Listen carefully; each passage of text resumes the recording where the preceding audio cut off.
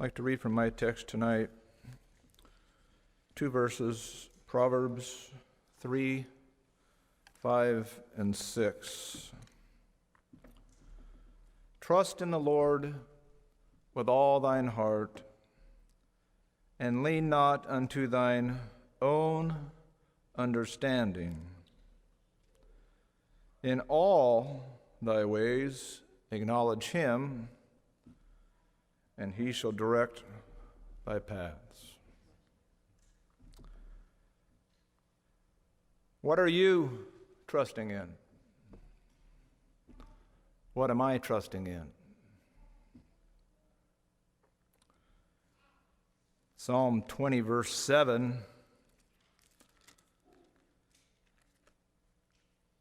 says, "Some trust in chariots and some in horses, but we will remember the name of the Lord our God." May we say, as it says on our money, "In God we trust." The God who we're talking about, our God, is the creator of heaven and earth, the Almighty, wonderful Counselor, the mighty God, the everlasting Father, the Prince of Peace. He is King of kings and Lord of lords, the Alpha and Omega, the beginning and the end. That's the God who we're trusting in. Trust in the Lord with all thine heart, not just some of your heart, not just most of your heart. It says trust in the Lord with all your heart. And lean not unto your own understanding. Not lean a little bit on your own understanding, but lean not to your own understanding. I'd like to consider the Bible story of David and Goliath for a little bit. It's one of the first stories as a child if you're around Christian influence, you hear about how this young lad defeats this great mighty giant. But there's a lot in there, and as adults, I believe we can get a lot out of it. The situation, Israel and the Philistines were at war with each other, and there was a valley between the two, and this champion of the Philistines, Goliath, comes out and presents a challenge. Basically says, why should we fight army against army? Let's do it one-on-one. You send somebody over to fight with me. If you win, we'll be your servants. If I win, you'll be our servants. Well, if it was just any, soldier, somebody might have jumped to the challenge and said, we're pretty good. I think we'll give it a shot. But this wasn't just your average, everyday soldier. This Goliath, he had a shield that covered his whole body. His spear was like a weaver's beam. The spearhead weighed about 15 pounds. He had a coat of mail that weighed about 125 pounds. And he was around 9 foot 9 inches tall.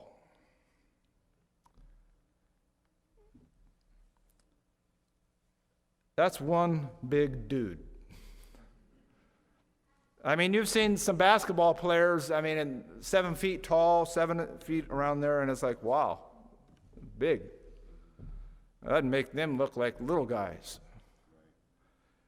I mean, this was no just, oh, no problem, we'll go take care of him. No, it says that Saul and all of Israel's army, they went and fled. It's like, there is no way. We're not doing one-on-one with this. In 1 Samuel 17, verse 10, and the Philistines said, I defy the armies of Israel this day. Give me a man that we may fight together. When Saul and all Israel heard those words of the Philistine, they were dismayed and greatly afraid. In verse 24, and all the men of Israel, when they saw the man, fled from him and were sore afraid. I have to admit, if I was in the situation, I wouldn't have taken up the offer as well. I mean, there is nothing in the natural that says, you know what, I'm going to go against somebody that's way bigger than me, way more talented than me, and expect to win. This is not going to happen. So you can't really blame Saul, which was the biggest man in Israel, because he was head and shoulders over the other ones in Israel, and all the ones under him to say, no thank you.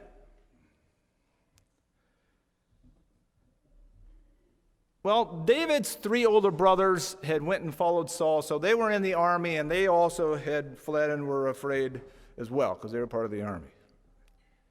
David's father says, hey, why don't you go check on your brothers and how the battle's going, and take them some cheese and some stuff, and just go check it out.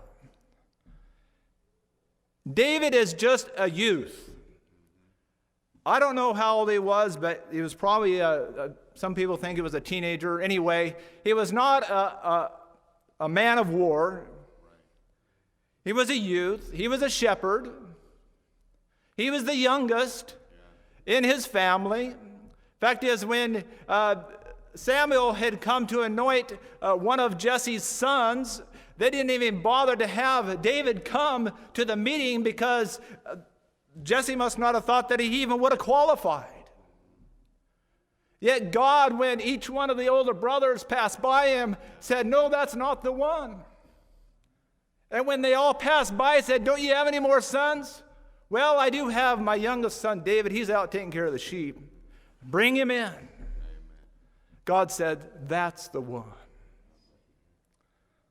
David had a relationship with this God of heaven, the creator of heaven and earth, that it was special, even at his young age. Thankful for the testimonies tonight of individuals that gave their life to the Lord when they were young. Thank the Lord he helped me to surrender my life when I was 13. Thank the Lord. But already in David's life, he had a history with God where God did impossible things in his favor.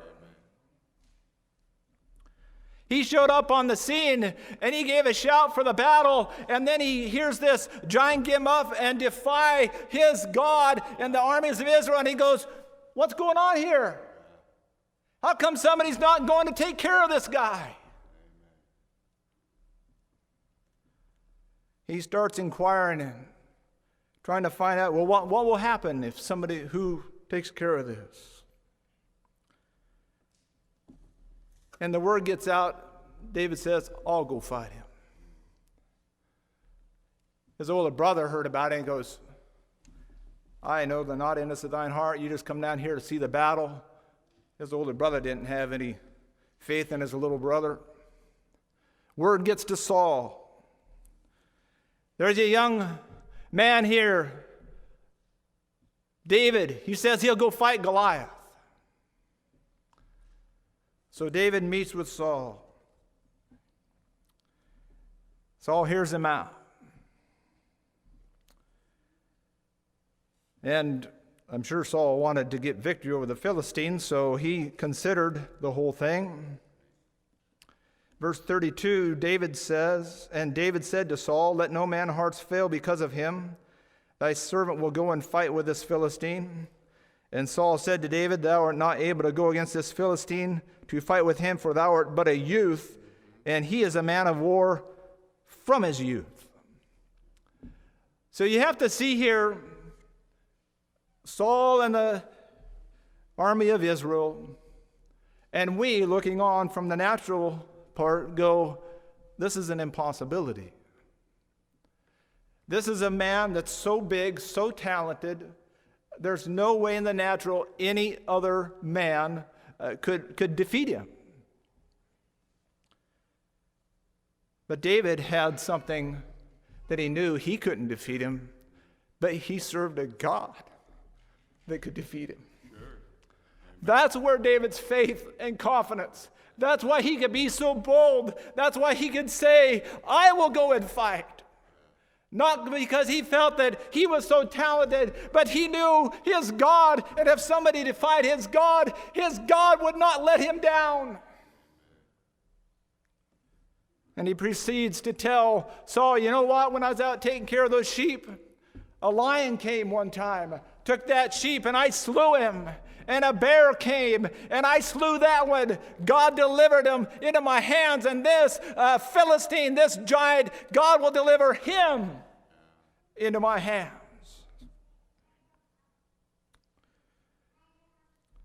Verse 37, and David said, moreover, the Lord that delivered me out of the paw of the lion and out of the paw of the bear, he will deliver me out of the hand of the Philistine.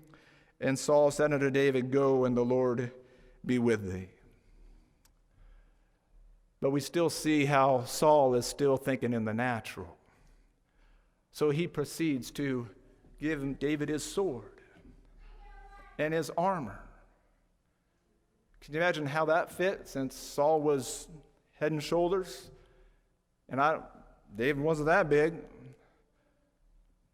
Probably was kind of a sight to behold, yet Saul was still thinking in the natural. Well, David, you got to be armed with everything we have available if you expect to defeat this giant. Saul's armor wouldn't have worked. And David realized that Saul's armor and his sword would not work, and he said, you know what, I can't go with this, for I have not proved them. So David goes with his staff and his sling. He goes across the brook, and as I said, they were on two opposing hills, and there was a valley in between, so David must have went down in the valley and headed over to the Philistine. And when Goliath saw him coming, he was just appalled. It's like, you've got to be kidding. This is the best you can do? I challenge the armies of Israel, and they send this lad over here with a sling.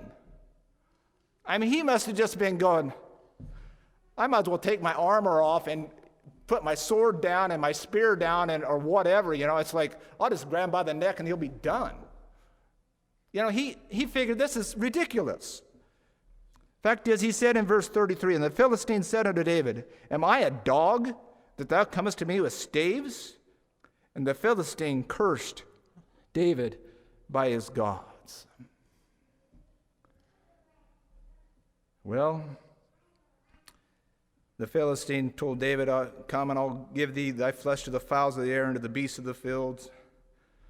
I love David's reply. Then said David to the Philistine, thou comest to me with a sword and with a spear and with a shield, but I come to thee in the name of the Lord of hosts, the God of the armies of Israel, whom thou hast defied. That's who I'm coming to you in. This day will the Lord deliver thee into mine hand, and I will smite thee,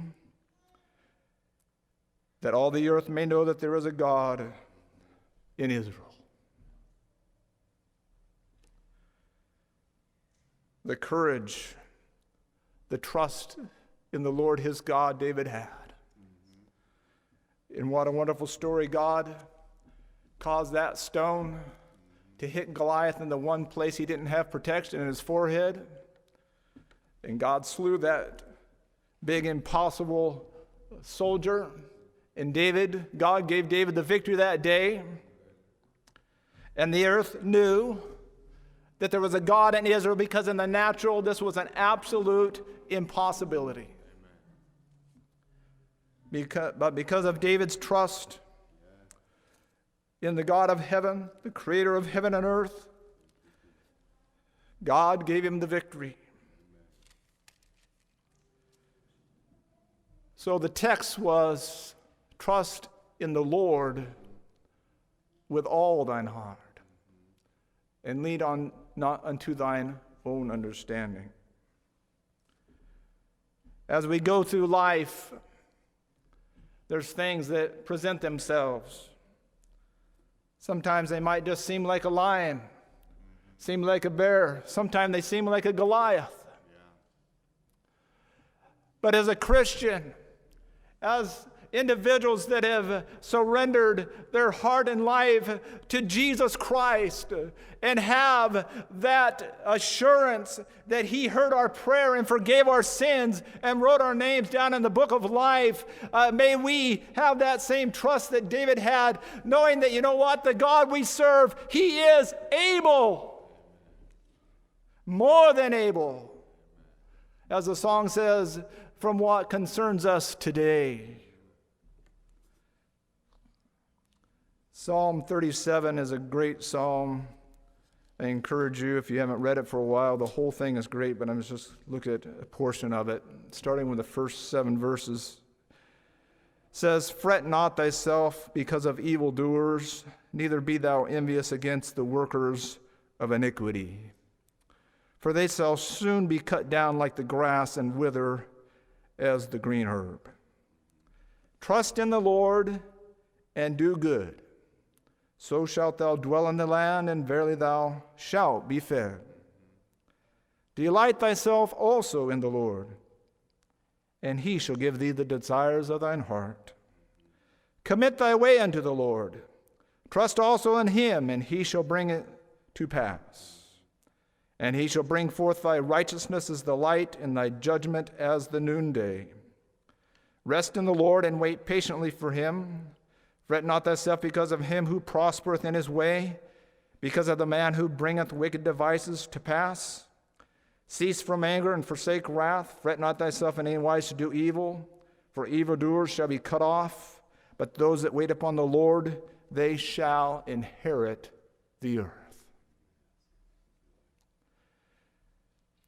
There's 4 things, if we could remember, verses 3, 4, 5, and 6. Trust in the Lord. Delight thyself also in the Lord. Commit thy way unto the Lord.